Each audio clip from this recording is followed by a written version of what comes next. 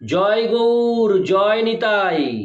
আজ 15ই মাঘ 1432 ও 29শে জানুয়ারি 2026 বৃহস্পতিবার, ভীম একাদশী। এই ভীম একাদশীর দিনে আমি শ্রী চৈতন্য চরিতামৃত পাঠ করছি। আজ আমি পাঠ করছি শ্রী চৈতন্য চরিতামৃতের মধ্যলীলা প্রথম খণ্ড, দ্বাদশ অধ্যায়, গুন্ডিচা মন্দির মার্জনের শ্লোক 179 থেকে 184।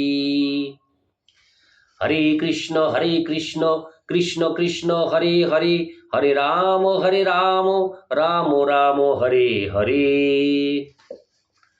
শ্লোক 179 থেকে 180। গোপীনাথাচার্য উত্তম মহাপ্রসাদ আনি, সার্বভৌমে দিয়া কহে সুমধুর বাণী। কাহা ভট্টাচার্যের পূর্ব জড় ব্যবহার, কাহা এই পরমানন্দ করহ বিচার। শ্লোকার্থ: গোপীনাথাচার্য উত্তম মহাপ্রসাদ এনে সার্বভৌম ভট্টাচার্যকে তা দিয়ে সুমধুর স্বরে বললেন, ভট্টাচার্যের পূর্বের সেই জড় ব্যবহার আজ কোথায়?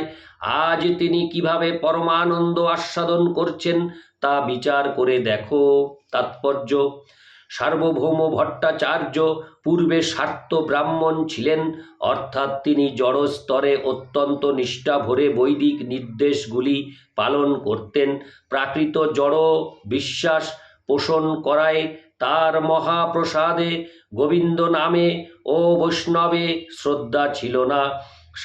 সাধারণ বৈদিক পণ্ডিতেরা এই সমস্ত অপ্রাকৃত তত্ত্বকে উপলব্ধি করতে পারে না।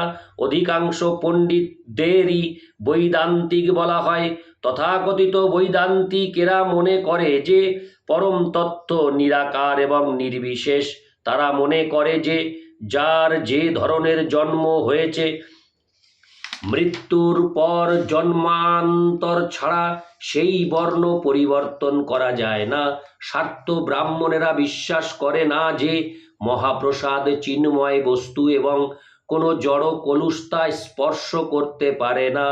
পূর্বে সার্বভৌম ভট্টাচার্য এই রকম স্বার্থ বিচার পরায়ণ ছিলেন, কিন্তু গোপীনাথ আচার্য দেখলেন শ্রী চৈতন্য মহাপ্রভুর অহৈতুকী কৃপার প্রভাবে এখন সার্বভৌম ভট্টাচার্যের কি আমূল পরিবর্তন হয়েছে।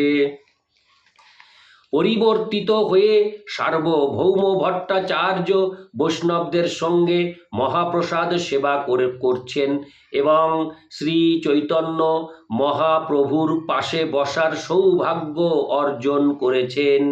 ইতি শ্লোক 179 থেকে 180।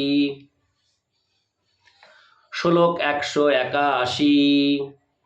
সার্বভৌম কহে, আমি তার্কিক কুবুদ্ধি, তোমার প্রসাদে মোর এ সম্পদ সিদ্ধি। শ্লোকার্থ: সার্বভৌম ভট্টাচার্য উত্তর দিলেন, আমি ছিলাম কুবুদ্ধি পরায়ণ তার্কিক, কিন্তু তোমার প্রসাদে আমার এই সম্পদ লাভ হয়েছে। ইতি শ্লোক 181। শ্লোক 182। মহাপ্রভু বিনা কেহ নাহি দয়াময়, কাকেরে গরুড় করে ওইছে কোন হয়। শ্লোকার্থ: শ্রী চৈতন্য মহাপ্রভু ছাড়া দয়াময় আর কেউ নেই। তিনি ছাড়া আর কে কাককে গরুড়ে পরিণত করতে পারে। ইতি শ্লোক 182। শ্লোক 183। তার্কিক শৃগাল সঙ্গে ভেউ ভেউ করি, সেই মুখে এবে সদা কহি কৃষ্ণ হরি। শ্লোকার্থ: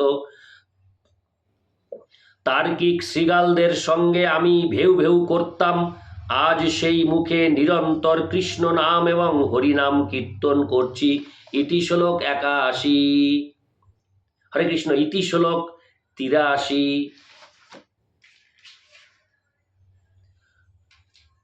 ইতি শ্লোক, হরে কৃষ্ণ, ইতি শ্লোক 183। শ্লোক 184। কাহা বহির্মুখ তার্কিক শিষ্যগণ সঙ্গে, কাহা এই সঙ্গ সুধা সমুদ্র তরঙ্গে। শ্লোকার্থ: কোথায় বহির্মুখ তার্কিক শিষ্যদের সঙ্গ, আর কোথায় অমৃত সমুদ্রের তরঙ্গ সদৃশ ভক্তদের সঙ্গ। তাৎপর্য: শিল ভক্তি সিদ্ধান্ত সরস্বতী ঠাকুর বিশ্লেষণ করেছেন, যারা জড় সুখ ভোগে লিপ্ত তাদের বলা হয় বহির্মুখ। এই ধরনের মানুষেরা সর্বদাই ভগবানের বহিরঙ্গা শক্তি জড়া প্রকৃতিকে ভোগ করতে তৎপর।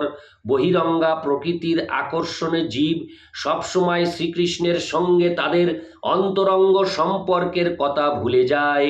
এই ধরনের মানুষেরা কৃষ্ণ ভক্ত হতে চায় না। তার বিশ্লেষণ করে প্রহ্লাদ মহারাজ শ্রীমদ্ ভাগবতে 7:5-30-31 বলেছেন, মর্তিন কৃষ্ণে পরতো শত বা মিতো বিপদ্যেত গৃহব্রতানম অদান্ত গভীর বিশতাং তমিশ্রং পুনশ্চর্বিত চর্বনানম ন তে বিদু স্বার্থ গতিং হি বিষ্ণু দুরাশয়া যে বহিরর্থমানীন অন্ধা যথান্ধৈরূপ মনস্তেহ পীশ তন্ত্রা মুরুদামি বদ্ধা।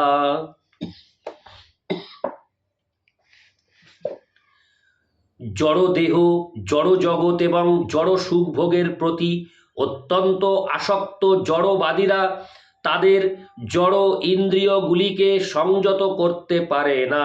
তাই তারা জড় অস্তিত্বের গভীরতম প্রদেশে প্রক্ষিপ্ত হয়। এই ধরনের মানুষেরা কখনোই ব্যক্তিগতভাবে অথবা সমবেতভাবে কৃষ্ণ ভাবনার অমৃত আস্বাদন করতে পারে না। এরা বুঝতে পারে না যে মানব জীবনের উদ্দেশ্য হচ্ছে পরমেশ্বর ভগবান শ্রী বিষ্ণুকে জানা। হরে কৃষ্ণ, শ্রী বিষ্ণুকে জানা। ওই উদ্দেশ্য সাধনের জন্য মানুষকে ইন্দ্রিয় সুখ ভোগের প্রবণতা পরিত্যাগ করে তপশ্চর্যার জীবন অবলম্বন করতে হয়। জড়বাদীরা সর্বতোভাবে অন্ধ, কেননা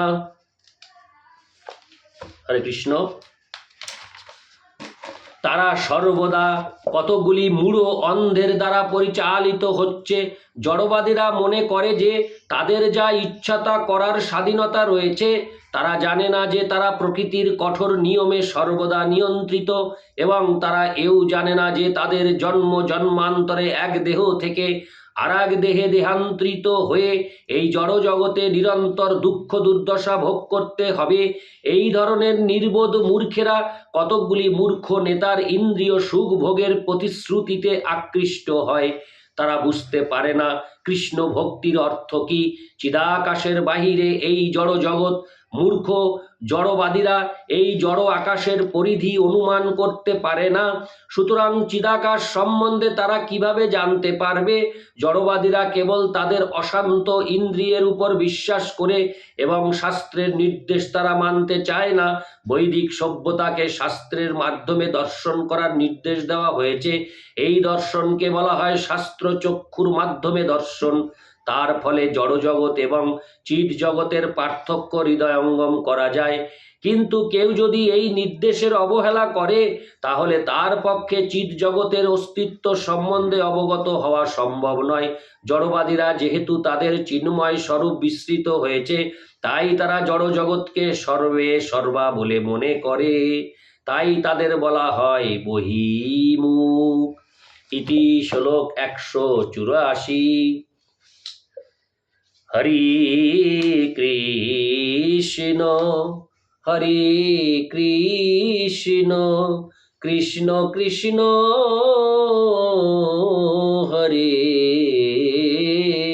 হরে হরে রাম হরে রাম রাম রাম হরে হরে। জয় গৌর, জয় নিতাই।